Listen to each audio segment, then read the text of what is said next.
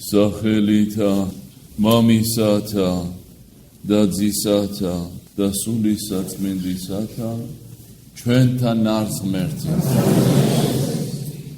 ეკლესია ჩვენი განადიდებს მრავალთა წმინდათა და მათ შორის წყინავენ მერკური, წმინდა ეკატერინე, წმინდა მასტრიდია და სხვანი, მაგრამ სანამ მათ წმინდა ცხოვრებაზე ვიტყოდეთ, არ შეიძლება სახარება საუაროთ გვერდი.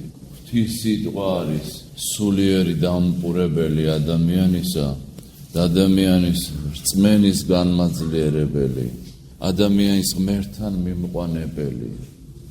წმინდა წერილი ძალიან ბევრ რამეს ასწავლის ადამიანს, ძალიან ბევრ რამეს. ყველაზე მთავარს ასწავლის, როგორ გადარჩეს და ცხონდეს. და დღეს სახარებაში წავიკითხეთ, რომ უფალი არის სინაგოგაში. და რა არის ეს სინაგოგა? ტაძარი რო დაუნგრიეს რჩეულერს, მაშინ რჩეული იყო და ქრისტეს მაცხოვრის ჯვარცმის შემდეგ დაკარგეს ეს რჩეულება. მაგრამ როცა რჩეულობა ჰქონდა და ერთი ჭეშმარიტი ღმერთის რწმენას ინარჩუნებდნენ, სხვა დანარჩენი წარმართობას იყვნენ შერტული. მათ რახან ტაძარი არ ჰქონდათ, გამოსავალი ნახეს. სინაგოგები შექმნეს, ანუ შესაკრებელნი, და სადაც იკრიბებოდნენ, რომ ღვთის სიტყვა გაეგოთ, თორა გაეგოთ, ანუ თორა არის მოსეს 5 წიგნეულ ბიბლიაში. წმინდა წერილი გაეგო, ღვთის სიტყვა გაეგოთ. მართალია მსხვერპლს ვერც მაშინ და ვერც ახლა ვეღარ წირავენ, მაგრამ არ შორდებოდნენ ღვთის სიტყვას. და ადამიანი იყო იქ, რომელსაც 18 წელი ზეცა არ ენახა. დაკრუნჩხული და დაუძრულებული იყო, მიწამდე ჰქონდა თავი დახრილი და ვერ აეწია ზეცამდე თავი და ეშმაკის მიზეზით იყო, არ იყო ბიოლოგიური პრობლემა მასში, სულიერი პრობლემა იყო. ეშმაკს მიეყვანა ამ მდგომარეობამდე რაღაც მიზეზებით და უფლის სახლს, ასე ვთქვათ, არ შორდებოდა და იქ შეხვდა უფალს. იქ დაადო ხელი უფალმა, თავისი ღვთაებრივი ხელი გაჰკურნა, იქ აღადგინა. ასეთი დიდი მნიშვნელობა აქვს ტაძარში ყოფნას. აი დღეს ისევ ხატია გამოგზანებული ღვთისმშობლის ტაძრად მიყვანებისა. თვით ღვთისმშობელს დასჭირდა ტაძარი სრულყოფისათვის. მამები ამბობენ, როცა მეფე სადმე მიდისო, იქ მოუწევს დარჩენაო, განუმზადებენ ძვირფას სახლსო. აი ესეთი ძვირფასი სახლი განიმზადა ღვთისმშობლის სახით უფალმა. და სად განამზადეს ეს სახლი? რა თქმა უნდა, უპირველესად ტაძარში განამზადეს. ტაძარში გაზარდეს ღვთისმშობელი, რომ მეფის დედა კი არ გამხდარიყო, ზეციური მეუფის დედა გამხდარიყო. ანუ ღმერთთან თუ უნდა ადამიანს შეხვედრა, ამისთვის არის საჭირო ტაძარი. ტაძარი ძალიან მისტიური შენობაა. განსაკუთრებულად მკვიდრო ღვთისმადლი, გადმოდის უხვად ღვთისმადლი. ეს ტაძარი ჩვენ არ მოგვიფიქრები ასე. ჯერ კიდევ ძველ აღთქმაში მოსეს, როცა მოძრავი კარავი იყო, თვით უფალმა ასწავა, გოჯით გოჯამდე და წრთიდან წრთამდე, როგორ უნდა აშენებულიყო მისი სალოცავი. იმდენად მნიშვნელოვანია სალოცავი, რომ თვით უფალი უცხადებს, ის კი არა რა მასალით უნდა გაკეთდეს. ზოგან ოქროს ამბობს უფალი, ზოგან ვერცხს ამბობს, ზოგან ძვირფას ხეს ამბობს მასალად. განა უფალს სჭირდება ეს, მაგრამ ადამიანის დამოკიდებულება რო იყოს სწორი. ახლა როცა ჩვენ ვამბობთ ხოლმე ხშირად ხატებს, ამასაც აყვედრიან ხოლმე და ან ტაძარს. რა თუნდა უფალსო და ეს თვითონ უფალმა გვასწავლა, ჯერ კიდევ ძველ აღთქმაში. უფალს კი არ სჭირდება დამოკიდებულება რო იყოს სწორი.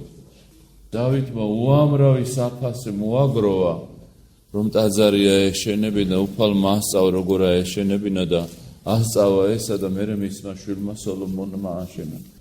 და აი ტაძარზე მე მინდა გითხრათ, აი რა თქვა უფალმა ტაძარზე. მე გამწმინდე ეს ტაძარი, რომელიც შენ ააშენე, ბიბლიის წერია ძველ აღთქმაში, რათა ჩემი სახელი სამუდამოდ იქ დაემკვიდროს და ჩემი თვალები და ჩემი გული ყოველთვის იქ იქნება. ტაძარზე ამბობს ამას უფალი, ერამხელა მნიშვნელობა აქვს ტაძარს. და ტაძარი სამყაროს სიმბოლოა. სამყარო სამად იყოფა, მამები წერენ, ზეცა, მიწა და ქვესკნელი. ტაძარით სამად იყოფა, საკურთხეველი, შუა ტაძარი და სტოა. ზეცაში ანგელოზნი არიან, მიწაზე ადამიანი და ქვესკნაში დაცემული დემონები, ეშმაკები და ჯოჯოხეთში არიან კიდევ დაჯილი ადამიანის სულები. საკურთხეველიც აი ასეთი სიმბოლოა სიწმინდისა, სადაც მხოლოდ სამღვდელონი იკრიბებიან, ხელდასხმონი. ტაძარში მრევლად და სტოაში ეპიდემირებული, ანუ დაჯილი ადამიანები ამათვე მწოდის გამო. როგორი დიდი სიმბოლოა. კაცობრიობის სიმბოლოაო ტაძარი, მამები ამბობენ. კაცობრიობა სამი რამ აქვს: სული, სხეული და საჩვენებელი. და ღმერთმა რა თქვა? აი დაანგრიეთო ტაძარიო და სამ დღეში აღვაშენო. ანუ თავის თავზე თქვა, იმიტომ რომ სამ დღეში ის აღდგებოდა უფალი ჩვენი არა. ამით ყველა ადამიანს მიანიჭა აღდგომის მადლი. ყველა ადამიანი უფალმა ტაძრად აკურთხა. თქვენ ხართო ტაძარი სულისაწმინდისაო. და მე იქვე ამბობს, ვინც გაღწნასო ტაძარი სულისაწმინდისა, მეც გავწნი მასო. ეს სხეული ადამიანს მიეცა იმისთვის, რომ უფლის შესახვედრად განამზადოს. ტაძარს ეძახიან ადამიანს, აი ეს ტაძარი ადამიანებმა ააშენეს და თითოეული თქვენთაგანი ღმერთმა შექმნა, ღმერთმა აღაშენა. ყველა ტაძარზე ძვირფასია თვითონ ადამიანი. ადამიანს მოვიდა უფალი და ჯვარზე გაეკრა. ადამიანისთვის აღდგა მკვდრეთით. და ყველა ადამიანი მოწოდებული იმისთვის, რომ ტაძარი იყო აი როგორც ღვთისმშობელი, სულიწმინდის მადლის საშუალებით მასში ჩაისახა უფალი, აი ტაძარშიც არის სულიწმინდის მადლი. და საიდან ჩანს, რომ ეს მადლია და მე არ ვიგონებ. აი უბრალო ლიტონ წყალს რო აკურთხებს ეპისკოპოსი მღვდელი, უხრწნელებად შეიძლება. მადლის საშუალებით წყალი ნაკურთხი გახდება, აიაზმა ეწოდება, არ გაიხსნება და არ გაგუჩნდება, წლები იქნება მისაღები და სასურველი. ეს ნიშნავს, რომ ტაძარში მადლი ინახება სულისაწმინდისა და ამ მადლის საშუალებით, როგორც ღვთისმშობელში მაცხოვარი დაემკვიდრა, ესევე ადამიანის გულში დაემკვიდრება უფალი. აი ესე დიდი მნიშვნელობა აქვს ტაძარს. დღეს რა გვინდაო ტაძარი? თვითონ აპირებენ ადამიანი ცხოვრებას. ჩემ ღმერთთან მე მაქვსო ჩემი ურთიერთობაო. და როგორ ეს ტაძარი შენმა ღმერთმა არ დაარსა? აქ თუ არ იქნება ადამიანი, აი ეს ამბობენ, ვისაც ეკლესია დედა არ არის, ის ღმერთი მამა არ იქნება.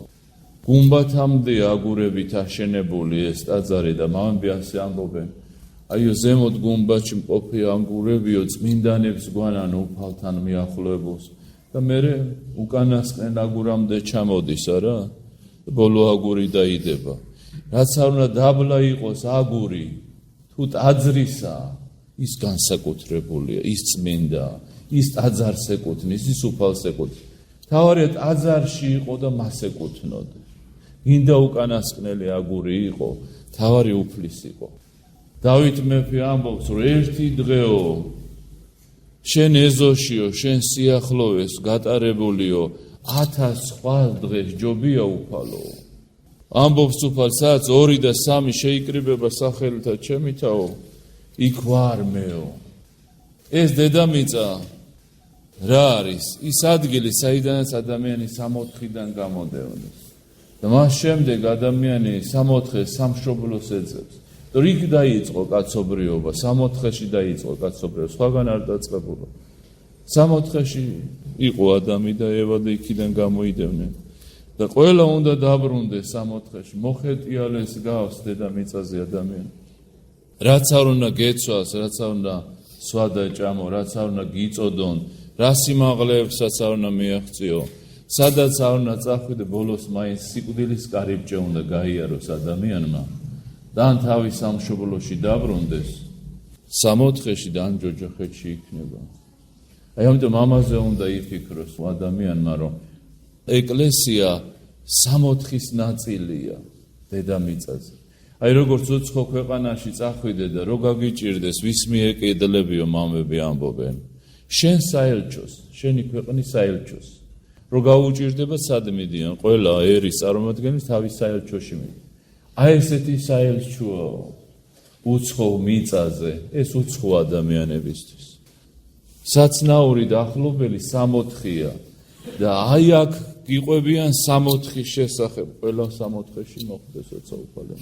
64-ის შესახებ ეპისკოპოსი და მღვდელნი, წმინდა მამები ასწავლიან, სახარება ასწავლის 64-ის შესახებ და აქ გაიგონება 64 და აქედან გადადის ადამიანი 64-ში. თვიშობელი დედა მიიყვანეს ტაძარში, რო უფალს შეხვედრო და უფლის სამკვიდრებელი გამხდარიყო, დაუტევნელი დაეტია. ფაქტიურად ცადა დედამიწა, ვინც ვერ დაიტია, მან დაიტია. აი ესევე ადამიანი ტაძარში ინათლება, მეორით იბადება. ტაძარში განისწავლება საღვთო სწავლებით. ტაძარში განიწმინდება სინანული საიდუმლოებით და სხვა საიდუმლოებით მადლს ეზიარება. ტაძარში ადამიანი ქრისტეს ენათესავება, რადგან მაემბი ამბობენ, აი თავის დაზე, ძმაზე, ბიძაშვილზე და ამბობს, ჩემი ხორციელი ნათესავე, რატო? ერთი სისხლი აქვთ. ერთი წიაღიდან გამოვიდა ერთი მამა და დედა და მერე გამრავდნენ. აი ადამიანი სისხლით ნათესავს უწოდებს. და ვინც ქრისტეს სის და ხორცს ეზიარება და მის ზარღვებში ქრისტეს სისხლი დისო მამები ამბობენ, ისიც უფლის ნათესავია, უფლის კუთვნილებაა. ყველაზე მეტად ადამიანი ღმერთს ზიარებით უახლოვდება. ყველაზე მეტად. და თუ არის ადამიანის მნიშვნელოვანი ღმერთთან სიახლოვე და ღმერთთან ყოფობა, ის ტაძრის სიახლოვესაა. ის ყოველთვის არის გადატანით მნიშვნელობით თქვა საელჩოსთან. როგორც უცხო ქვეყანაში საელჩოა შენი, ისე ამ უცხო ქვეყანაში საელჩოა ეკლესია, თუ შეიძლება ასე ვთქვათ. და აქ უნდა იყოს, რომ მე ადამიანი მარადეულად ზეცაში გადავიდა, თორემ ვინც დაიბადა, ყველა გარდაიცვალა. აი ამას არის მთავარი, მე რა იქნება, სად იქნება, სამშობლოში დაბრუნება თუ ისევ შორს ყოფნა უფალო დაგვიფარე და ეს ყველა საუკუნეში, სხვადასხვა საუკუნეში სამშობლოში დაბრუნება მოახერხეს წმინდანება, აი დღეს ხსენებული წმინდა მერკურით იწყება კალენდარში და მეც მამით დავიწყებ. წმინდა მერკური წარმართი მეფის დეკიუსის მხედარი იყო. ბარბაროსნი აღსდგნენ და ბრძოლის დროს ანგელოზი გამოეცხადა. მახვილი მოაწოდა ხელში და უთხრა, ამით გაიმარჯვება და ისეთი ძლევა მოსილება მოიპოვა, რომ მტერი მისი ქვეყნის სამაუხრებელი განსდევნა მოერია მათ და მათი მეფეც კი მან შემოსრა და მხედართაურად დაადგინეს. და აი მეორედ ეცხადება ანგელოზი ღვთისა და ეუბნება, რომ შენ უფალმა გაგამარჯვებინა, უფალი შეგეწია და მამათა შენთა ღმერთს დაუბრუნდიო, მამამისი იყო ქრისტიანი. და ისიც მოინათლება, ნათლობამდე უკვე ანგელოზი გამოიცხადება, წმინდა გული ჰქონდა და ქრისტიანი ხდება.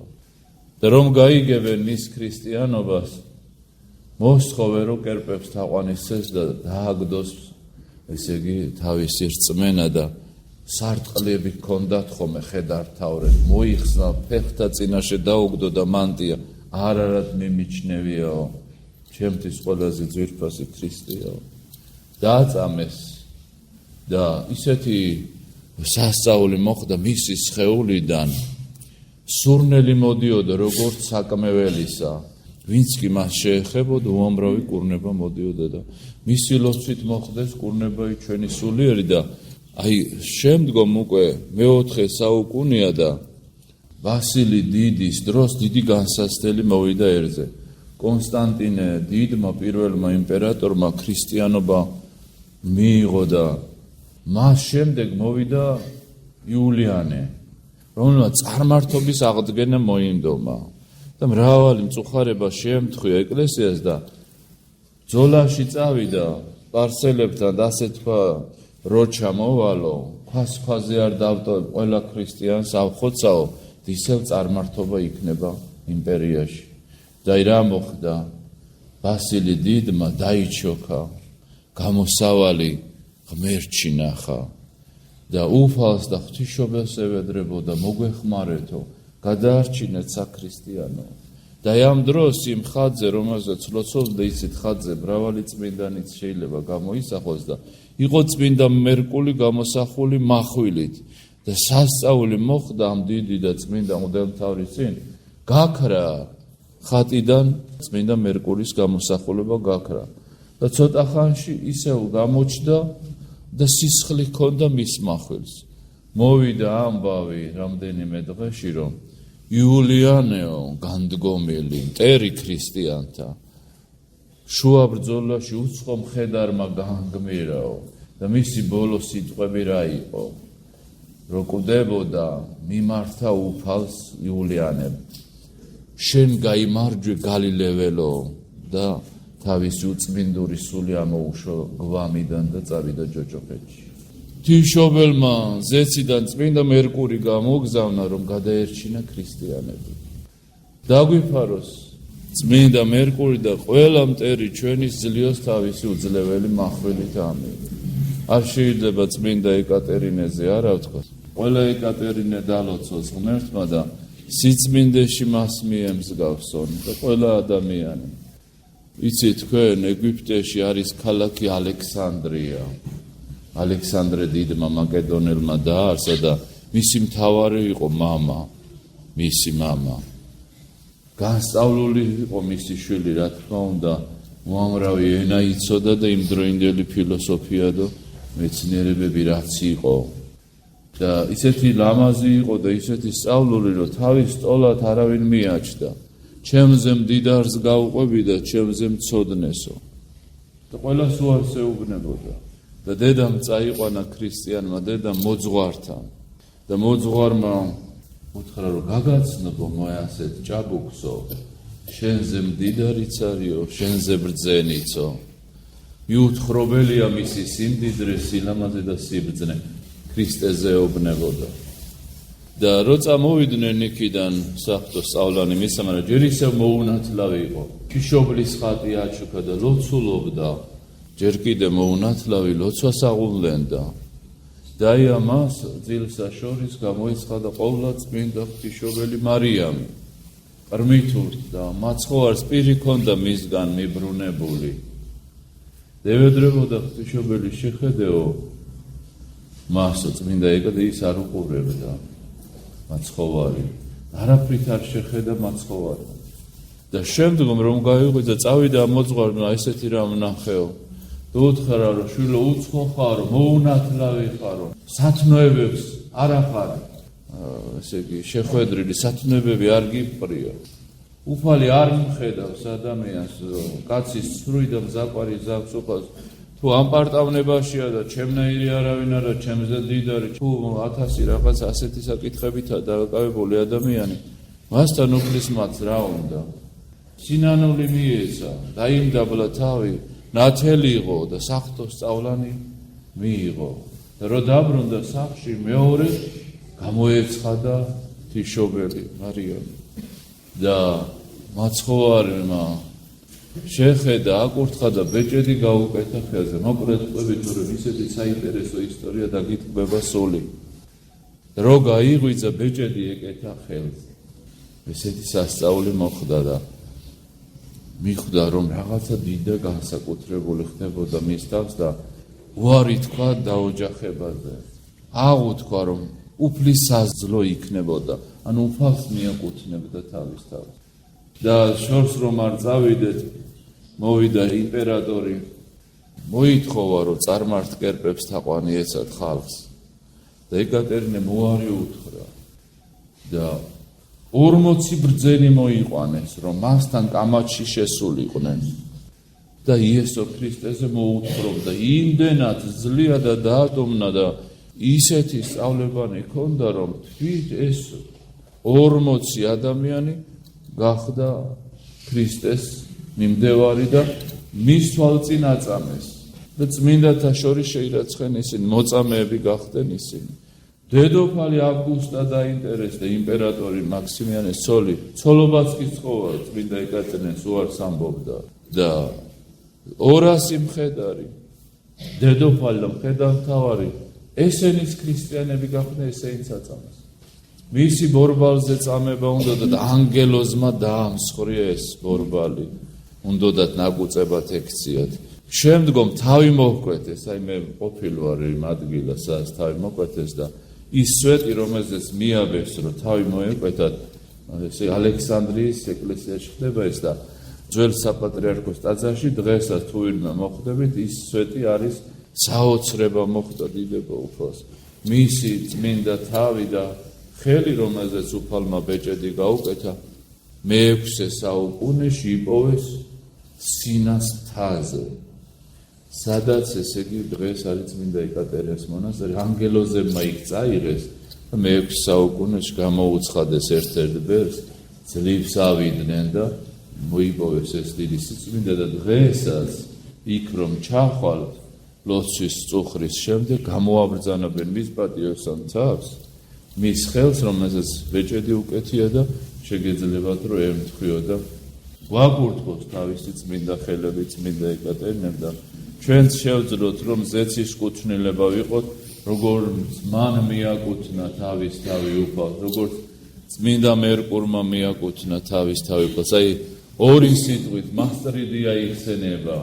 ტაძარში დადიოდა და აი ამ გზაზე სიარულის დროს ერთ-ერთ ახალგაზრდა ჭაბუკს ნება აღეძვრა ბილწი და ცოდვისკენ ეძალებოდა, ტაძარში აღარ დადიოდა, სახლში ჩაიკეტა. და მერე თქვა, ესე იგი ნეო რაღაცით ვაცდუნეო ესო. გაიგო რომ მისი თვალები მოსწონებდა და სახლში დაიბარა ეს ჭაბუკი. და უთხრა რომ თუ შენ ჩემმა თვალებმა გაცნო რა თმინდა ეგეთი თვალები და მაქოთი ამოითხარა ეს თვალები. აი რაღაცა გაუგონარია ძნელად მისა და მიაწოდა, აი ეს თუ ეს არის შენი ვნების მიზეზი. შემიშლი ხელს უფალსთან ურთიერთობაში, ისე შეძრა ეს ჭაბუკი ამან წავიდა ბერად აღიკვეცა მონასტერში და დიდი მოღვაწე გახდა. ესე იგი თვალებსაც კი შეელია, ოღონდ უფალს არ მოშორებოდა და უფალო შეგვიწყალ რამდენი ჭუჭხსა და სიბილწეს ხედავს ჩვენი თვალები, ჩვენი სასმენელი, ჩვენი გონება რამდენი ჭუჭხსა და ცოდვას იტევს, შეგვინდე უფალო. და მან ხორციელი თვალებიც კი უარყო, ოღონდ უფალს არ დაშორებოდა და ადამიანი ბილწ კაცსა და ბილწ სცენასა და ბილწ წარმოსახვას არ უარყოფს და არ უარყოფთ, ესე უნდა ვთქვათ, ყველა სინანული გამოვხატო და შეგვეციოს ეს წმინდანები, რომ აი ჩვენ შევძლოთ, რომ გავიმარჯოთ. გამარცხებულებს არ აჯილდოებენ, მხოლოდ გამარჯვებულებს აჯილდოებენ და ვნებაზე უნდა გაიმარჯოს ადამიანმა. აი მარხვა არის და ნახეთ როგორ წერია რაღაცას რო ჩაი გემოვნებით აცვია, გემოვნებით ჭამს. გემოდა ვნება აქ. ვნებით არ უნდა ჭამო და ვნებით არ უნდა ჩაიცო. აი ამაშია. გემოვნებით არ ჭამდნენ განსაკუთრებით მარხვაში. ვნება აიქა, ვნება, გემოდა ვნება. ამიტომ იყო ეს მარხვები, რომ ვნებას გაქცეოდა ადამიანი. შეგეციოთ უფალი, თქვენა და საქართველოს, გადაგვარჩინოს, დაგვიფაროს და დაგვიცოთ. საქართველო უდიდგან ქრისტიანული ქვეყანაა და მასში ქრისტე პირველად იქადაგა ანდრია მოციქულმა. პირველ მქადაგებელი ქრისტეს ის არის და მისი ხსენება არის შაბათს, ასევე მეფისა ვახტანგისა, რომელსაც ავტოკეფალია მოგვიპოვა და ძირძველი ავტოკეფალური ქვეყანა ჩვენი ქვეყანა და მისი ხსენებაც არის და პირველი კათალიკოსების პეტრესი და სამუელის წმინდა ვახტანგ მეფის თანამოღვაწეებისა და ეს ქვეყანა ქრისტეს კუთვნილებაა. ვერც ერთმა უცხო ტომბელმა და ურჯულო ადამიანმა ვერ შეძლო აქ გამეფება, იმიტომ რომ ეს ხალხი თავის თავს აკუთვნოდა ქრისტეს და დღეს აი დიდი ისე კი სიმძიმეა ერში რაღაც არაბული ქალაქებზე ლაპარაკი და წუხან ამაზე ხალხი და თუ ხალხმა არ მოინდომა უნდა მოусმინო ხალხს და ეს კი არ ნიშნავს რომ მე რაღაცაში არ ვეთანხმები ხელისუფლებას მე ჩემი ხელისუფლების წინააღმდეგ ვარ ეგრე შეიძლება საკუთარ მამას საკუთარ მოძღვარს და საკუთარ ეპისკოპოსსაც რაღაცაში არ დაეთანხმა არა დოგმატებში არამედ რაღაცა იმას სხვა აზრი აქვს შენ სხვა აზრი გაქვს ეს თავისუფლება ადამიანს აზროვნების საშუალებაა და არ უნდა ხალხ არ უნდა ბატონო ეს ვიწიერი სიკეთე სხვა ჯულისა და ტომის ხალხთან ერთად იმიტომ რომ ჩვენ ქვეყანაში იმდენი ერია შერეული არც ერთ ქვეყანაში არ მოიძებნება ამდენი ერი და ზედმეტმა და არასწორმა მიდგომებმა ქართველი ხალხისა სამაჩაბლო დაატოვებინეს ჩვენ ხალხს და აფხაზეთ ხალხს უნდა მოусმინოს ეხლა 10 კაცი რო გააშერო 10-დან 9 იტყვის არ გვინდოდეს აი მონტენეგროში ვიყავით ცოტა ხანის წინ სიწმინდეები მოვილოცე და იქაური ამღდელოებასა უნდა მთავარ შეხვდი და იქაც იდგა ეს პრობლემა პატარა ქვეყანა მილიონ რაღაც 500-600,000 ადამიანი ცხოვრობს პატარა ქვეყანა და იქ 20-დან 30 მილიარდამდე დებდნენ არაბები აქ 6-დებენ და 12 კილომეტრიანი ზღვის პერიმეტრი უნდა გაეშენებინათ ხალხმა თქვა არ გვინდაო არც 20 და არც 30 მილიონი არც 12 კილომეტრიანი სანაპირო და მათმა ხელისუფლება მოისმინა ესა და არაბებმა უკან დაიხიეს და უარი თქვეს ამ პროექტს აი მე ერთ შემთხვევაში მოგიყვეთ სამხედრო აკადემიაში ვწირავდი და მაშინ თურქებთან ჰქონდათ ეს სამხედრო ალიანსი რაღაცა კონტრაქტი დადებული და წვრთნიდნენ ჩვენ ჯარს რაღაც გამოცდილებას ასწავლდნენ ზარი ორჯერ ირეკება წირვის დროს ერთი დასაწყისოს ერთი ეფქარისტული კანონის დროს როცა პური და ღვინო წმინდა შეიძლება სისხლა ხორცად ორჯერვე გამომიგზავნა აი ამ თურქმა რომ ესე იგი კაცი რომ გააჩერეო მე ზარები ხელს მიშლის ეხლა ვინმეს რო გაებედა თურქეთში ან ირანში ან არაბეთში რომ მოლა გაჩუმდეს ხელს მიშლისო ხო იცით იქ რა მოხდებოდა აი ესეთი კადნიერება ახასიათებს ამ ხალხმა რომელმაც 400 წელი ჩვენ დედაქალაქში არ შემოგვიშვა 400 წელი თბილისი დაკეტილი იყო ქართველი მეფისთვის ქართველი ხალხისთვის სისხლის ზღვები დააყენეს ბავშვებს დაახეთქებდნენ და თვალი გადმოსწივდებოდა ყვეთ მიყავდათ და 1000 უბედურებას ხოცავდნენ და მონათ მიყავდათ ქართველები და რაღაცა მორალი ხო არსებობს სად მოდიხარ რახან დღეს საუკუნეა რაღაცა წარსულს ხო პატივინას ზედა წარსული გაიხსენ სად მოდიხარ და რაღაცა შემხებლობაში ხო უნდა ვიყოთ ამ ხალხს აი ქრისტე იყო ქრისტე შემხებლობაში მოვდიოდით რუსებთან ქრისტეთი მაცხოვრით და არაბებად გვექცნენ ისინი არც მათ არ დაგვაკლეს მეფობას გაგვიუმფრეს ავტოკეფალიას ქართულად ლოცვა გაგვიუქმეს ლოცვის უფლება აუგზავნეს ქართულად ერთადერთი დღე იყო სიონში წირვის უფლება ნინოობას 16,000 სახლი რო აშენდა აქედანო შეუძლია ქართველმა იყიდოს და რისი მყიდვერია ქართველი გაძალტყვევებული საზღვარგარეთ გარბის რომ სული ამოითქვას და 1000 აი აქ ჩვენ ვარკეცილი ვართ ბოლო ქალაქის 1200 ღირს ერთი კვადრატი მეტრს და იქ 3 და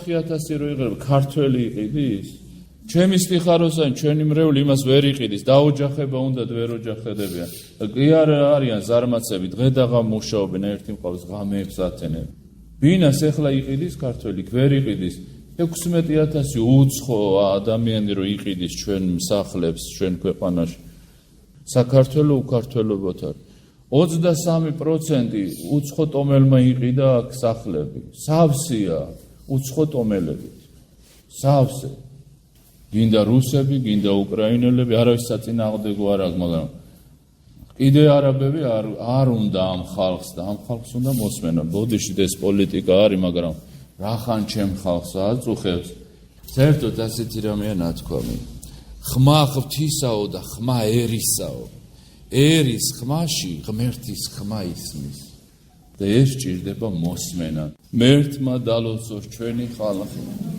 ჩვენი ქვეყანა თიშობლის მიწა და ყველას სტუმარი გვიყვარს, მაგრამ ჩვენი სახლი ჩვენ გვეკუთვნის, მათი სახლი მათ ეკუთვნის. მერთმა გაგახაროს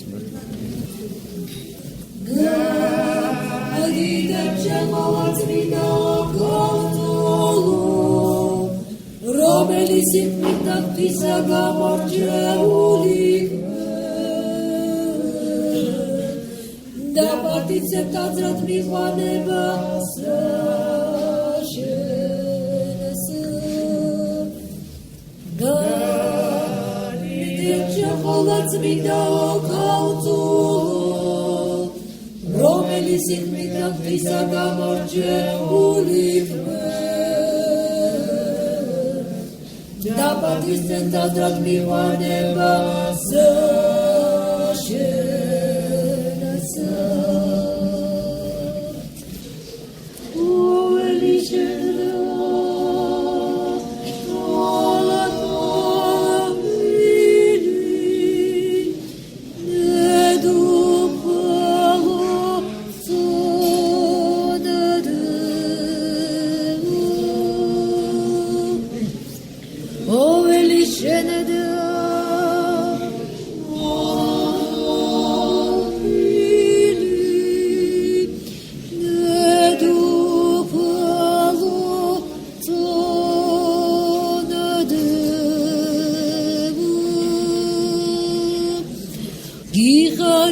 გიხაროდეთ მიმადლებულა ღვთის მშობელო